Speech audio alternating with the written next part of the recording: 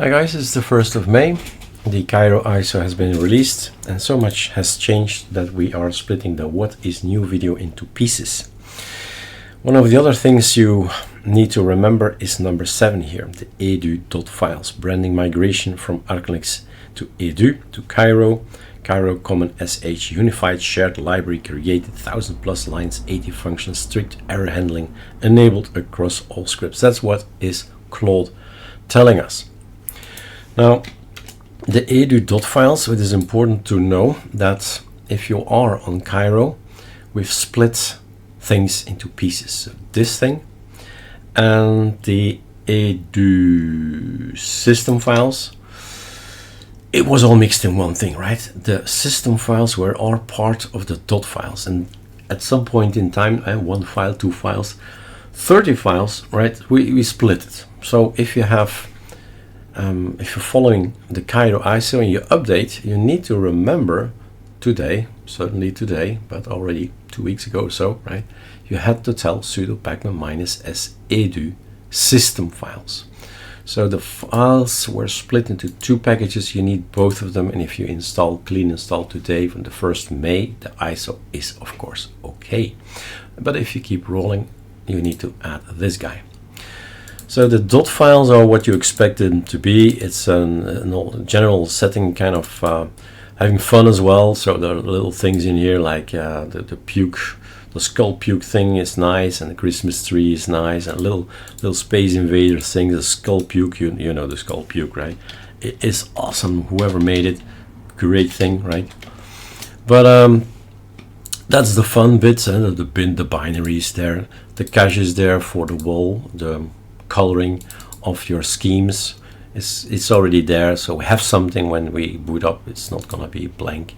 Alacritty settings are here, beat-up setting, fast fetch. So then settings in general, for general applications like Paru as well, I like to have it the right order. What is the right order? If you do Paru icons, for example, you start always with the Arch stuff at the bottom, and then you go up to the Nemesis stuff, and then you go up to the chaotic stuff, and then you go up to AOR, not vice versa, right? Not the other way around, which normally it does. And some things that I've never tested anymore, right? Blank is not really something you use in a tiling window manager, but it's there if I want to try it in Xfce, for example. So these are the dot files. It really is, and in the local there is also something about things we don't want to see in Xfce. There are a lot of Electron stuff, as you see, and I'll keep adding the numbers. Electron is not really an application you want to see in the Super F2, or no, not that one. Sorry, my friend, not you. Alt F2, but visually that's not helping.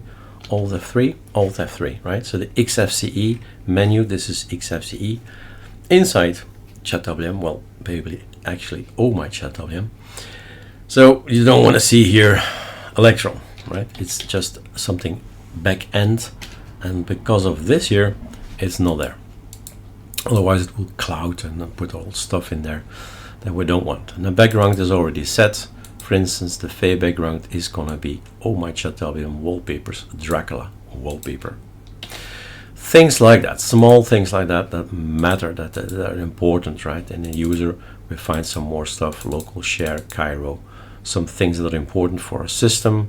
So we always have a backup there, and blank also, you know what blank is, also some settings. So basically, that's the dot files. A lot of things moved away. You can follow it with GitHub or Gitfind, and you can see that at some point in time we changed some things and removed all what is red is gone, right? Runtime things. So there are files in here that xorg conf 20 Intel GPU, they're not supposed to be in the dot files, right? They really are system files. Hence the split. All right. See you in a bit in the system files.